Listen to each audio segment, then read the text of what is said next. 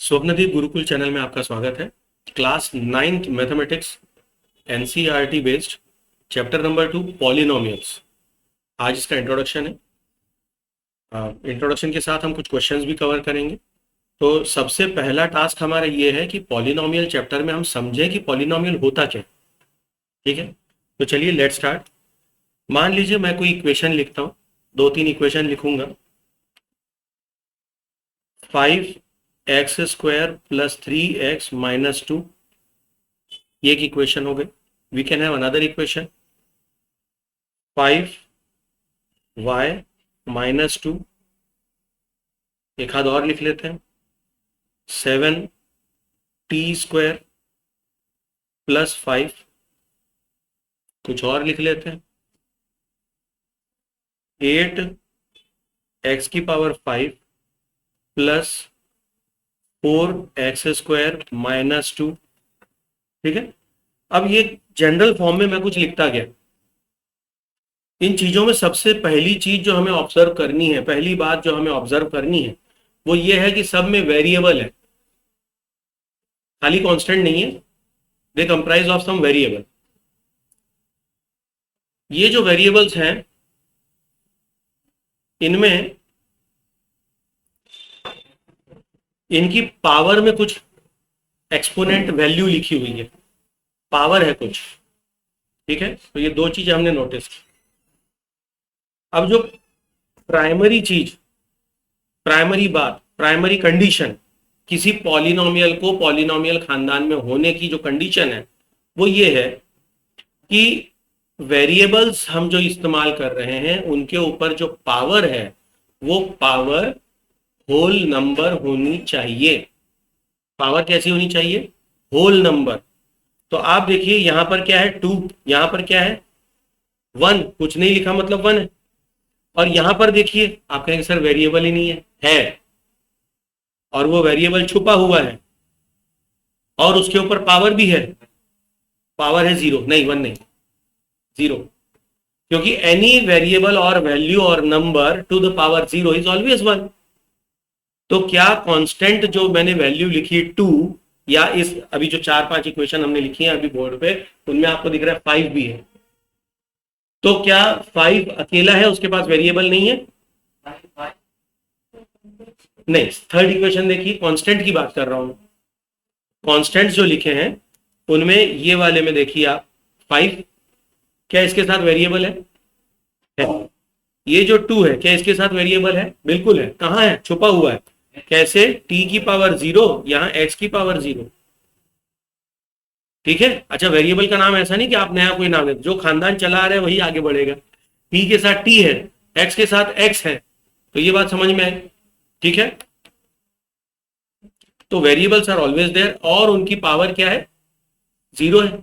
ठीक है, तो क्या क्या चलेगा? 0, 1, 2, 3, 4 से लेकर इनफाइनाइट तक कुछ भी नंबर चलेगा, but it has to be a number, whole number. मतलब क्या नहीं चलेगा? माइनस नहीं चलेगा और फ्रैक्शंस नहीं चलेंगे। क्यों नहीं चलेंगे वो समझ लेते हैं। अगर मैंने फ्रैक्शन लिखा तो इसका मतलब होता है रूट। तो root of x is not a polynomial, it's not a family, मतलब ये फैमिली का हिस्सा नहीं है। दूसरा, अगर मैं माइनस में ले लूं तो इसका मतलब होता है 1/x, जो कि फिर से हमारी फैमिली का मेंबर नहीं है। ठीक है बेटा, किसके पेरेंट है देखो तो, दरवाजा बजा है पर उसके बाद कोई आया नहीं सामने। ठीक है, यहां तक समझ में आ गया?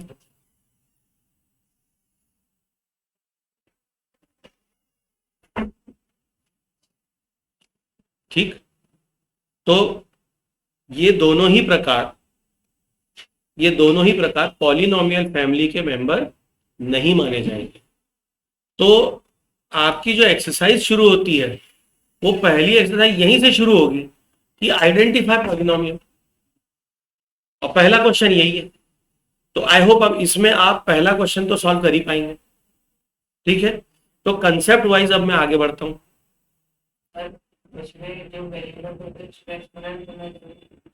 हाँ, ये अच्छा सवाल पूछा आपने कि पॉलिनोमियल में जो वेरिएबल्स हैं उनका एक्सपोनेंट होना आवश्यक है या नहीं, ये आपका सवाल है ना। देखो, पॉलिनोमियल खानदान की पहचान ही है variables and exponents to it, और वो एक्सपोनेंट कैसे, होल नंबर।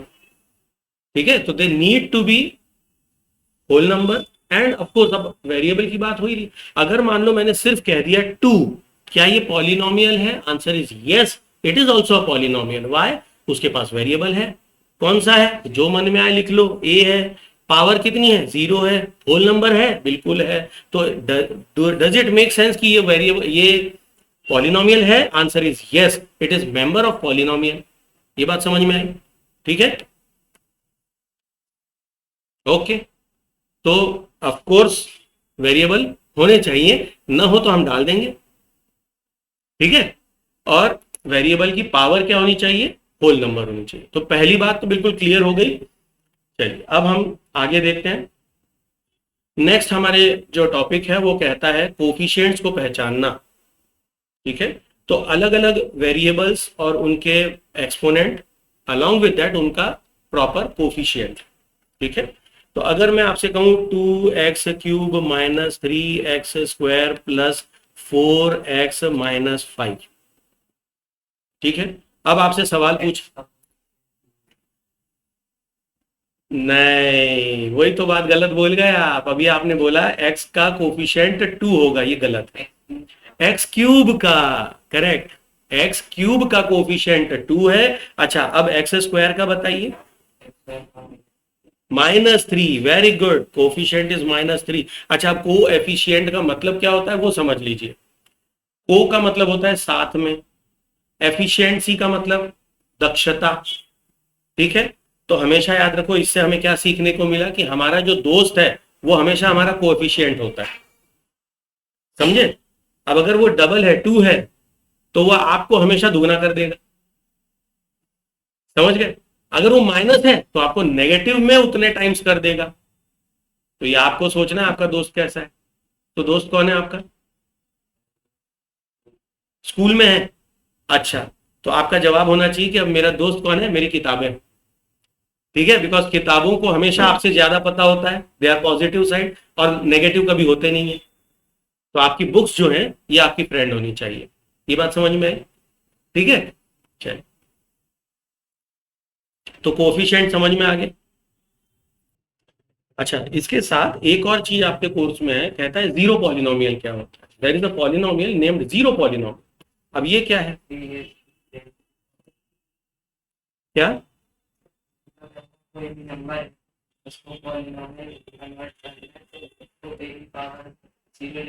नहीं नहीं नहीं नहीं नहीं, जीरो पॉलिनोमियल मतलब जो कोफिशिएंट है, जो वैल्यू है वही जीरो है। मतलब अगर मैंने लिख दिया 0, then it is a zero polynomial. क्यों, इसके साथ मैं वेरिएबल लेके भी आ जाऊं तो भी किसी काम का नहीं है, और उसपे पावर भी कुछ आ जाए तो भी काम की नहीं है, ठीक है। तो इसको क्या कहेंगे, it is called as a zero polynomial. तो ये एमसीक्यूज में आ सकते हैं कि वन जीरो पॉलिनोमियल इज, एक हाथ के पावर में डाल देंगे, कहीं डालेंगे, फिर कहीं 0 लिख दिया, तो जब 0 लिखा है वही जीरो पॉलिनोमियल है, ठीक है। तो ये याद रखना है। तो this is called as zero polynomial, note कर लीजिए। अच्छा, अब हम बात करते हैं next title, that is degree, degree of polynomial. अब डिग्री क्या होती है, अगर मान लीजिए 2-3 वेरिएबल है, मतलब वेरिएबल तो हम सिंगल वेरिएबल में बात कर सकते हैं, मल्टीपल वेरिएबल में भी काम कर सकते हैं। हालांकि हमारे कोर्स में आगे चलकर जो सिलेबस में आगे है एक्सरसाइजेज में, we have only one variable, x है तो पूरी इक्वेशन एक्स की होगी, टी की है तो सारी इक्वेशन टी की होगी। So this is how we will go ahead. हालांकि एक आध एग्जांपल ऐसा भी है आपकी बुक में जिसमें 2 वेरिएबल का इस्तेमाल हुआ है, तो इवन दैट इज ओके। बस आपको चेक क्या करना है, इनकी पावर होल नंबर में होनी चाहिए। अब सवाल आता है डिग्री ऑफ अ पॉलिनोमियल क्या होती है। तो अगर मैं एक सिंपल सा एग्जांपल लिख लूं, लेट अस से 5x³ minus 3x² plus 4x plus 3, ये एक पॉलिनोमियल है, ठीक है। Of course it is a polynomial, अब वो सवाल नहीं है। बात आती है इसमें डिग्री क्या है, what is the degree of this polynomial. Before that मैं एक और बात बताऊं, पॉलिनोमियल्स को हम उनके नाम भी देते हैं। जैसे इसको मैं नाम दे सकता हूं कि maybe I can say F x is our polynomial, we can have P x also, ठीक है, we can have Q x. तो इस तरह से हम इसके नाम दे सकते हैं, लेकिन एक्स लिखा है मतलब वेरिएबल एक्स होने चाहिए पूरे पॉलिनोमियल में। ठीक है, पॉलिनोमियल अलग है तो उसके नाम बदल जाएंगे, ए बी सी डी भी लिख सकते हैं आप, ठीक है। और जो वेरिएबल है उसको ब्रैकेट में डालना है। क्लियर हो गई बात। कभी कभी बच्चों के दिमाग में आता है सर हमारे स्कूल में एफ लिखवाते हैं तो शायद एफ एक्स ही उसका नाम है। नो, वो तो नाम लिखा है, अल्फाबेट लिखा है, ठीक है। कभी कभी फंक्शन शब्द यूज हो जाता है तो बच्चे को लगता है नहीं नहीं फंक्शन मतलब एफ है, एफ मतलब पॉलिनोमियल का पार्ट है। नो, नॉट एट ऑल, ठीक है। तो यहां पर क्या है, maybe I can say P x is my polynomial. अब ये मत कहना पी मतलब पॉलिनोमियल, ठीक है, it is just a normal name given. तो पी एक्स हमारा पॉलिनोमियल है, आपको बताना है इसकी डिग्री क्या है। तो लिखा कैसे जाएगा क्वेश्चन, डीई जी, पूरा नहीं लिखते, D E G p x, p x D E G p x मतलब degree of polynomial p x क्या है, इसका सीधा आंसर लिखना है। अब डिग्री क्या होती है, देखो एक एग्जांपल देता हूं। ये एग्जांपल थोड़ा सा पुलिस डिपार्टमेंट का, अगर कोई वीडियो देखे तो इसको पॉजिटिवली ले। मैं अगर आपसे कहता हूं कि कोई पुलिस डिपार्टमेंट में मान लो किसी इंट्रोगेशन बोलते हैं ना, कुछ पूछना, पूछताछ, इंट्रोगेशन, अब पूछताछ चल रही है, सामने वाले को बैठाया, पूछा क्यों भैया तुम जानते हो कि ये कैसे ऐसे अमुक अमुक केस हुई है, तुमको कोई जानकारी है? बोले नहीं है, ठीक है भैया जाओ, ठीक है। क्या आपको लगता है इस प्रकार से इंट्रोगेशन कभी न्यूज़पेपर में आएगी? नहीं। फिर उसी बंदे से बात की, उससे बोला बताओ तुमको मालूम है, हम जानते हैं तुम जानते हो, तुम बताओ बताओ वरना हम तुमको दो चांटे मारेंगे, ठीक है। नहीं साहब सही में नहीं, ठीक है जाओ। तो अभी उसको डांट दिया, मारा नहीं, अभी टच नहीं किया, क्या ये पेपर में आएगा? नहीं। अब अगर पुलिस जानती कि उसको तो मालूम है और उसको बोले एक चाटा मार दिया ताड़ से, बता, ठीक है, अब पेपर में आएगा क्या? नहीं, अभी भी नहीं आएगा। चाटा ही तो मारे, कौन सा बड़ा काम कर, ठीक है होते रहता है। अब सोचो कि उसको पकड़ा और पकड़ के सीधे डाला जेल में, चेन वेन से बांध दिया, बर्फ पे लटा दिया, डंडे पे डंडे मार रहे हैं, अभी तक कुछ बोला नहीं कि बताना है नहीं बताना है, बस पीटे जा रहे हैं। तो बोले हम महाराज क्यों पीट रहे हैं बताओ तो। हाँ अब तू बता, ये केस हुई है, जल्दी से बता। अब ये पेपर में आएगा? बिल्कुल आएगा। क्यों? पुलिस को बदनाम जो करना है। आई बात समझ में? तो जब बहुत अति हो जाती है तो वो जल्दी से और तुरंत बताया जाता है, वो न्यूज में आ जाता है, राइट। यहां पर आप देख रहे हैं अलग अलग वेरिएबल, मतलब वेरिएबल तो एक ही है, जो इक्वेशन अभी हमने आपको स्क्रीन पर दी है उसमें आप देखिए x की पावर 3 है, x की पावर 2 है, x की पावर 1 है, x की पावर 0 है, जो दिख नहीं रही है। और अब आप समझ गए, अगर वीडियो शुरू से देख रहे हैं तो आप समझते हैं कि x की पावर 0 कहां चुकी है, राइट। आप किस नंबर को बताएंगे डिग्री है? डिग्री मतलब होती है पावर, पावर ऑफ वेरिएबल। तो सबसे बड़ी पावर कौन सी है? q मतलब 3।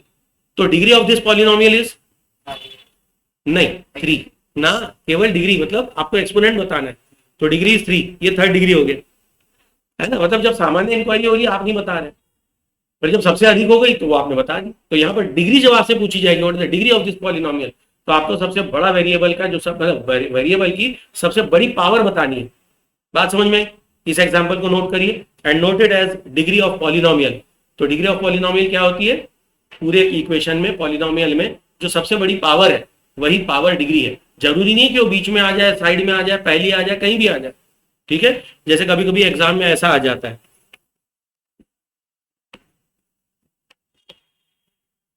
What is the degree of this polynomial, तो बच्चों के दिमाग में रहता है जो पहला वेरिएबल की पावर है वो। अरे नहीं भैया, चाहे जहां हो, आंसर इज 3, ठीक है। चलिए इसको नोट कर लें।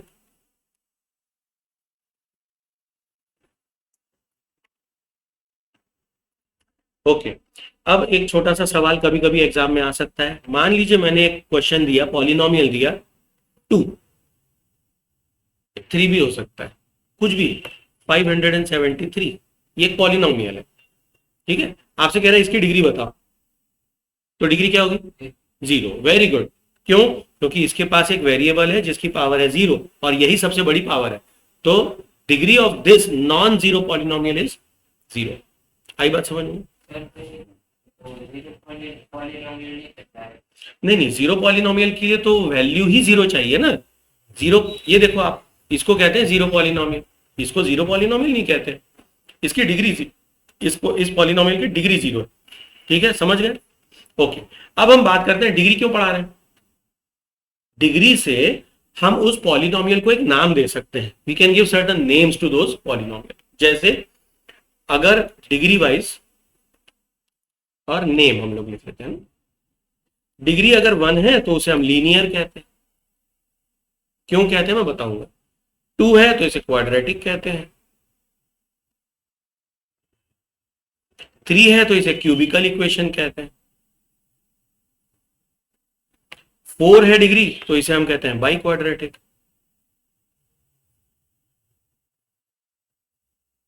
नाम तो और भी है लेकिन हमारे कोर्स में नहीं है, और मैं भी नहीं जानता हूं। कोर्स तो छोड़ो, मैं भी नहीं जानता हूं, पर है नाम। अगर शायद गूगल कर तो निकल भी आए। ठीक है, तो हमारे कोर्स में 4 नाम है, linear, quadratic, cubical and by quadratic.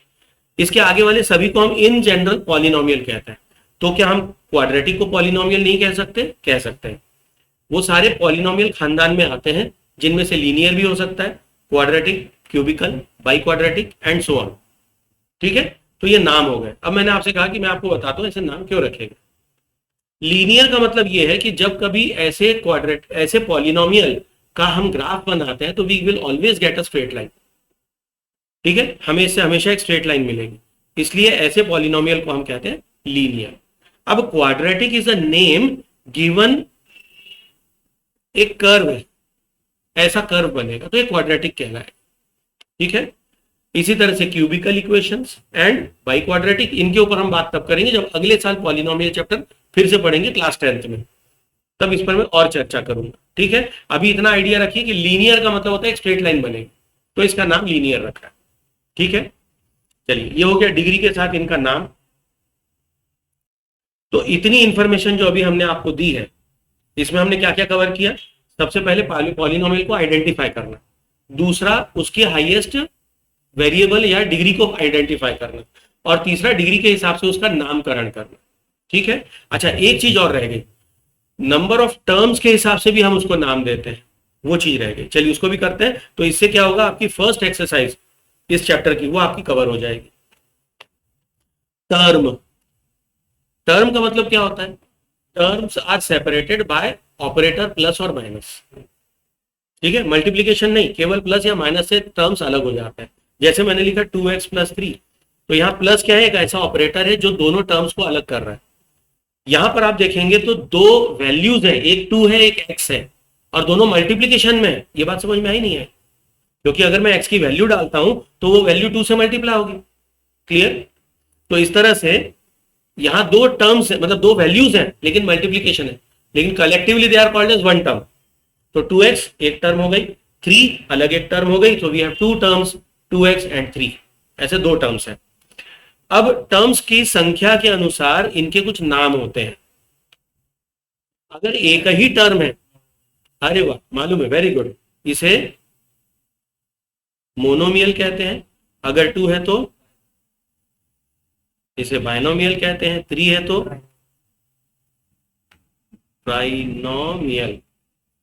ठीक है, इसे हम ट्राइनोमियल कहेंगे। आई बात समझ में? तो ऐसे इसके नाम है। क्लियर? और भी आगे हैं, बट इट्स ओके। तो मोनोमियल, बाइनोमियल, ट्राइनोमियल, पॉलिनोमियल तो है ही, तो खानदानी है। ठीक है, चलिए तो इस तरह से ये नामकरण है, और आपकी फर्स्ट एक्सरसाइज 2.1 इसी पर आधारित है, और ये सारी कवर हो जाएगी। आगे बढ़ा जाए, है जी। चलिए अब हम समझने का प्रयास करेंगे। There is something called as zero of a polynomial. Title है जीरो ऑफ अ पॉलिनोमियल। इसका क्या मतलब होता है वो समझते हैं। इसको समझने के लिए मैं पहले एक आपको पॉलिनोमियल देता हूं जो कि एक लीनियर होगा। ठीक है, लीनियर बाइनोमियल, ऐसा मैं आपको एक पॉलिनोमियल देता हूं। Let us take one example, 2x + 3। Agreed? ये क्या है? पॉलिनोमियल है, इसको मैंने लिख दिया मे बी qx, इसका नामकरण कर दिया qx। ठीक है, अच्छा अब हम एक और टॉपिक यहां पर कवर हो रहा है, इसको एक्सप्लेन करते करते, and that is value of polynomial. ठीक है, और ये कैसे आएगी? जब मैं x की वैल्यू कुछ सप्लाई करूंगा तो आप वो सब्सटीट्यूट करेंगे and we will get value to that polynomial, कि उसकी वैल्यू क्या है। आई बात समझ में? तो अगर मैं आपसे कहूं लेट x = 0, लिखेंगे कैसे, Q0 is equal to 2 into 0 plus 3। अब 2 इंटू 0 तो 0 हो जाएगा, प्लस 3 इज इक्वल टू 3। आप कहें सर तो ओरल हो रहा था, ओरल तो हो जाएगा लेकिन लिख के दिखाना पड़ेगा एग्जाम में, ठीक है। तो ये लिखने की आदत आपको डालनी है। ये आपका पहला आंसर आ गया, ठीक। अगर मैं आपसे कहूं let x is equal to 1, तो मैं जो भी वैल्यू डालूंगा उससे कुछ ना कुछ तो आउटपुट मिलेगा, ठीक है। यहां क्या आ गया, हाँ अब मैं डायरेक्ट कर लूं तो QX या QX की जगह मैं लिख दूंगा Q1, क्योंकि x की वैल्यू 1 है, is equal to final answer क्या आएगा 2 + 1 2 + 3 5। ये हमारा सेकंड। अब मैंने ओरल किया है पर एग्जाम में ऐसा नहीं करना है, ठीक है। चलिए अगर मैं कहूं let x is equal to -1, तो QX क्या हो जाएगा, -1 नहीं 1 होगा, है ना, +1, क्योंकि यहां पर हो जाएगा -2 -2 + 3 = 1, ठीक है। तो ये 1 हो गया। इस तरह से आपके इसके आंसर आएंगे। ये बात समझ में आ रही है। तो ये जो वैल्यू डालने के बाद कुछ आंसर आ रहे हैं, इसका उपयोग क्या है, अब ये उपयोग समझाते हुए मैं चालू कर दूंगा लेसन नंबर 3, मतलब chapter 3, which is linear equation into variable. I hope that is your third chapter, या जो भी होगा, चैप्टर का नंबर छोड़िए, लीनियर इक्वेशन इनटू वेरिएबल। हो क्या रहा है, मैं x की कुछ वैल्यूज डाल रहा हूं and I am getting corresponding values of that function, of that polynomial. क्योंकि वो पॉलिनोमियल के आंसर्स आ रहे हैं तो मैं उनको नाम दे सकता हूं y, because in Cartesian plane I have 2 variables, x axis and y axis. 2 variable पर मैं काम करूंगा, ठीक है। तो आई शुड हैव 2 कोऑर्डिनेट्स, एक x होगा एक y होगा। तो I have 2 coordinate lines, axis x axis and y axis, agreed. तो जो आंसर आ रहा है उसे मैं y लिखूंगा, क्यों, जबकि ये है QX, आंसर ऑफ QX। तो एक तो जो हम डाल रहे हैं सप्लाई कर रहे हैं वो, और जो आउटपुट मिल रहा है, जो आउटपुट मिल रहा है उसी को हमने y कह दिया, ठीक है। अभी जब मैंने x इज इक्वल टू 0 डाला तो मुझे पहला आंसर मिला 3, x इज इक्वल टू जब मैंने 1 डाला तो मुझे मिला 5, जब मैंने x इज इक्वल टू -1 डाला मुझे मिला 1। इस तरह से मुझे वैल्यूज मिली। क्या मैं इनके एक ग्राफ बना सकता हूं, ग्राफ पेपर पे इनको पॉइंट कर सकता हूं, तो बिल्कुल कर सकता हूं। यहां पर हमारा चैप्टर नंबर 3 जो है linear equation, I don't know third वही है कि नहीं, मैं श्योर नहीं हूं, पर लीनियर इक्वेशन वाला जो चैप्टर है वो कवर होता जा रहा है आपका। देख लीजिए इंडेक्स में थर्ड क्या है, यूक्लिड है या लीनियर है, लीनियर फोर्थ है, ओके। तो फोर्थ चैप्टर हमारा कवर होता चला जा रहा है। अब इसके कोऑर्डिनेट ढूंढने, मैं कोऑर्डिनेट प्लेन बनाता हूं। लेटर से मैंने बनाया x और y एक्सिस, ये रफ डायग्राम है, आपको स्केल से नाप कर करना है, या स्कूल वाले बोले तो ग्राफ पेपर पे बना, ठीक है। अच्छा, ये हो गई हमारी x एक्सिस, ये हो गई ऊपर वाली y एक्सिस, मैं नीचे लिख देता हूं, ठीक है। x पर कितना जाना है 0, पहले कोऑर्डिनेट के लिए, पहले पॉइंट के लिए क्या मिलेगा हमें, पॉइंट ABC। पहला पॉइंट A कहां पर है 0, x पर 0 और y पर 3। चलिए ऊपर चढ़ता हूं मैं, 1 2 3, ये रहा मेरा पॉइंट, उसको गोला बना दिया, इसका नाम है 0,3, और नाम क्या इसका A, कोऑर्डिनेट्स है 0,3। x पहले बताते हैं हमेशा, y बाद में बताते हैं। x y z अल्फाबेट में भी तो x पहले आता है, तो x कोऑर्डिनेट हमेशा पहले बताया जाएगा और फिर y कोऑर्डिनेट। इसी तरह से जब हम इस एड्रेस पर पहुंचेंगे तब भी हम पहले कोऑर्डिनेट को पहले चलेंगे, कि x एक्सिस का क्या कोऑर्डिनेट है 0 है तो उस पर पहले हम चलेंगे, जहां तक पहुंचना पहुंच जाएंगे। जैसे सेकंड वाला है 1,5, तो 1 मतलब x पर मैं पहले 1 चलूं और फिर मैं y पर चढ़ूं 1 2 3 4 5 में भी, दिस इज माय कोऑर्डिनेट। ये इसका नाम क्या है b, इसके कोऑर्डिनेट क्या है 1,5, ऐसा ही लिखा जाता है। ये वाला ये हो चुका है स्कूल में लास्ट ईयर, इसी साल रिवीजन वगैरह में कुछ कराया होगा, ठीक है, पिछले साल, ठीक है। तो इसके कोऑर्डिनेट है 0,3, इस तरह से आपको ये लिखना है। अब अगर मैं इन दोनों को केवल ज्वाइन कर दूं, इसलिए 2 को नहीं करते, हमें शायद कम से कम 3 पॉइंट्स लेते हैं। अब तीसरे को वेरीफाई करते हैं, -1 और 1, अब इस ग्राफ में दिख नहीं रहा है पर ये आएगा, ठीक है, -1 पे 1 आएगा, ठीक है। ग्राफ पेपर अच्छा नाप के नहीं बनाया तो गड़बड़ बनाया, बट ठीक है। तो ये हमें क्या मिला, एक स्ट्रेट लाइन मिल गई, ओके। और ये मैंने आपको समझा दिया चैप्टर नंबर 4, उसमें यही सब करना है, ओके। अब इससे क्या समझ में आए, हाँ बोलो।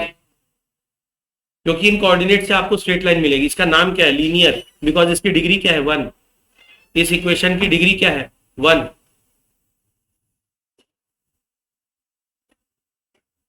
बात समझ में है? इसकी डिग्री है 1। हाँ, कोऑर्डिनेट्स डालेंगे आप, एक एक एक्स की वैल्यू डालते जाइए और वाई की निकलते जाएगी। इसमें एक और चीज आपको समझाने वाली, इसमें हमारे पास दो वेरिएबल है। अब इसी इक्वेशन को मैं ऐसे लिख दूं, y is equal to x plus क्या 2 लिखा था अपन ने ना, नहीं x plus 3, 2x plus 3, 2x plus 3 लिखा था। तो ये एक लीनियर इक्वेशन, ठीक है। अब इसमें दो वेरिएबल, एक है x एक है y। तो एक नया शब्द आता है इंडिपेंडेंट वेरिएबल,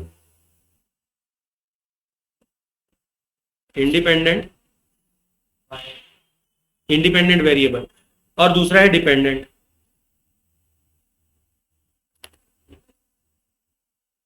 तो इसमें आप मुझे बताइए, आपने वैल्यू किसकी ली थी अपने मन से? एक्स की या वाई की? एक्स की आपने मन से ली, तो एक्स कहलाएगा इंडिपेंडेंट वेरिएबल, क्योंकि वो इंडिपेंडेंट है, किसी पर निर्भर नहीं है, वो आपके मन पर, आपकी इच्छा पर निर्भर है। बात समझ में? दूसरा वेरिएबल जो है वो है डिपेंडेंट वेरिएबल। डिपेंडेंट मतलब जो ऐसे वेरिएबल पर डिपेंडेंट है जो कि इंडिपेंडेंट है। समझ में? तो इंडिपेंडेंट वेरिएबल की वैल्यू जब हमने डाली तो उससे हमें कुछ आउटपुट मिला, और वो बदल बदल के आ रहा है, वो क्यों कांस्टेंट तो नहीं आ रहा, वो बदल बदल के आ रहा है, तो उसे हम कहेंगे डिपेंडेंट वेरिएबल। तो इस इक्वेशन में डिपेंडेंट वेरिएबल हो जाएगा वाई। आई बात समझ में? ठीक है, ओके। तो इक्वेशन के फॉर्म में बनाकर मैंने आपका थर्ड चैप्टर भी यहां कंप्लीट कर दिया, लेकिन हमें वापस जाना है कहां? Chapter number 2, polynomial. तो y को हटा के मैंने यहां कर दिया, फिर से px या qx जो भी लिखना चाहे आप। अभी शायद हमें qx किया था तो q कर देते हैं, चलिए ठीक है।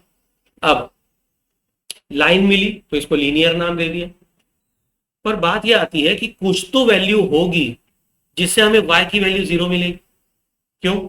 जो ग्राफ हमने बनाया वो x एक्सिस को कहीं तो काट रहा है, जहां काट रहा है वहां का कुछ तो x कोऑर्डिनेट आएगा, और वहां y कोऑर्डिनेट क्या होगा? 0, राइट।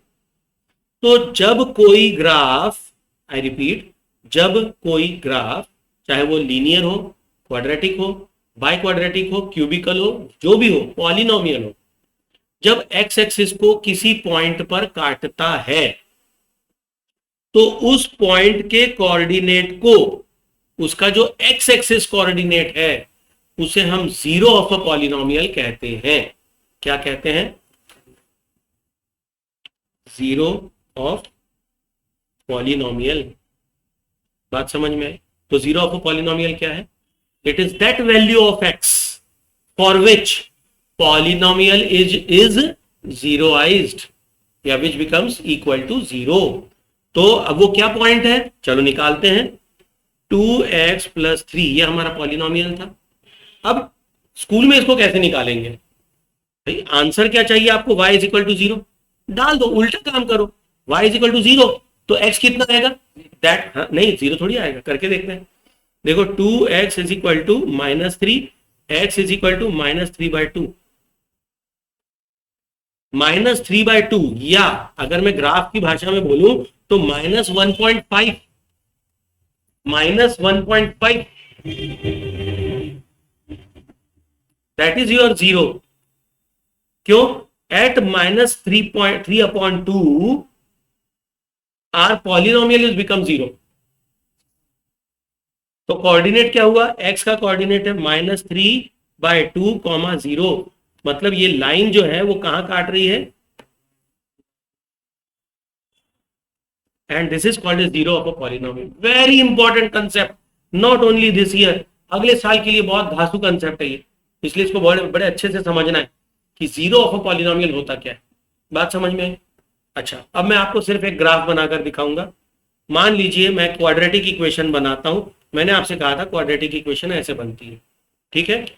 -1 -2 -3 +1 +2 +3 +4 +5, इधर -4 -5। ये जो ग्राफ बनाया मैंने, इस ग्राफ का कोई तो इक्वेशन होगा। चूंकि ये क्वाड्रेटिक है, इसका मतलब ये, इसकी डिग्री क्या होगी? 2। तो 2x² + 3x + 4, मान लो इस इक्वेशन की ये ग्राफ, मान लो कह रहा हूं मैं, ठीक है। इसलिए मैं एक काम करता हूं, यहां पर ये वेरिएबल कर देता हूं a x square b x plus c. चलो अब मुझे बताइए कि जो ग्राफ मैंने बनाया इस इक्वेशन को लेकर के, इसके जीरोस कौन से हैं? What are the zeros of this polynomial? हाँ, इसके जीरो बताइए ग्राफ देखकर।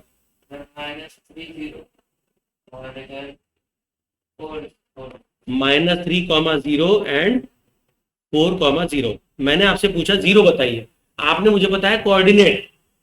आपने जो बताया वो क्या बताया? एड्रेस बताया उस पॉइंट का जहां पर एक्स एक्सिस इंटरसेक्ट हो रही है कर्व से। राइट रॉन्ग है ना? और मेरा सवाल क्या है? जीरो क्या है? Zero of a polynomial is that value of x.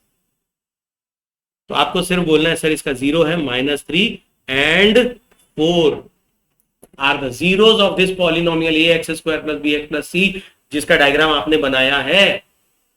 पूरी बात समझ में आई? जो बच्चे वीडियो देख रहे हैं वो भी मुझे बताएं कि समझ में आ रहा है नहीं आ रहा है। कोई डाउट है तो तुरंत कमेंट सेक्शन में उसका कमेंट डालें। हाँ भैया समझ में आया, क्लियर है? ठीक है, तो zero of polynomial concept clear हुआ। अब अगर मैं आपको एक इक्वेशन और दे दूं और मैं आपसे पूछूं, इसमें दो सवाल पूछूंगा मैं आपसे, value and zero of polynomial, इसको जल्दी से सॉल्व करना है। ठीक है, 3x प्लस 2 इजी हो गया, 3x माइनस 7। चलो इसका आप मुझे क्या बताएंगे? वैल्यू कहां पर? वैल्यू एट 3, और दूसरा आपको करना है to find the zero of this polynomial. जल्दी से सॉल्व करके बताइए, फिर मैं इसका हल बताता हूं। मैं वीडियो पॉज कर रहा हूं जिससे क्लास में जो बच्चे बैठे हैं उनको करने का मौका मिलेगा। ओके, तो क्लास में तो सॉल्व हो गया। क्या आपने भी वीडियो पॉज करके सॉल्व किया? अगर किया हो तो कमेंट में आंसर डालें पहले, और फिर वीडियो को आगे बढ़ाकर देखें कि क्या आपका आंसर और लिखा हुआ कमेंट में आपका आंसर सही है।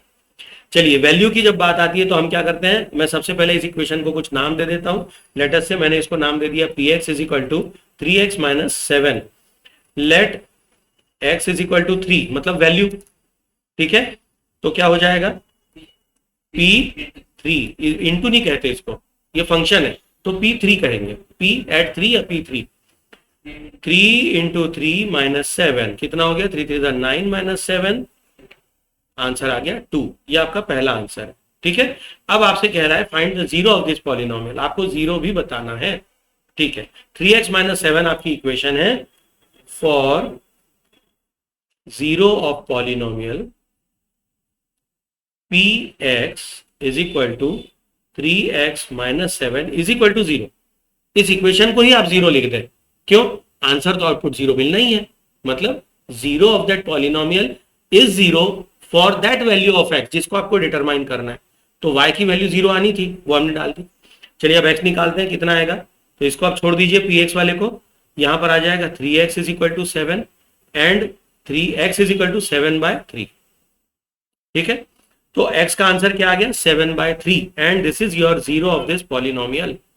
तो जीरो ऑफ द पॉलिनोमियल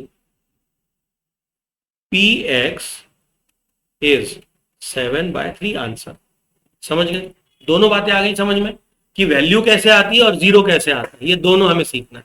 और इन्हीं बातों पर आज की क्लास यहां पर हम ओवर करेंगे, आज का वीडियो क्लोज करेंगे। आप मुझे बताइएगा आपके लिए कितना हेल्पफुल रहा। तो यहां पर हम क्लास को क्लोज करते हैं। Thank you students, Vande Mataram, जय हिंद, जय सिया राम।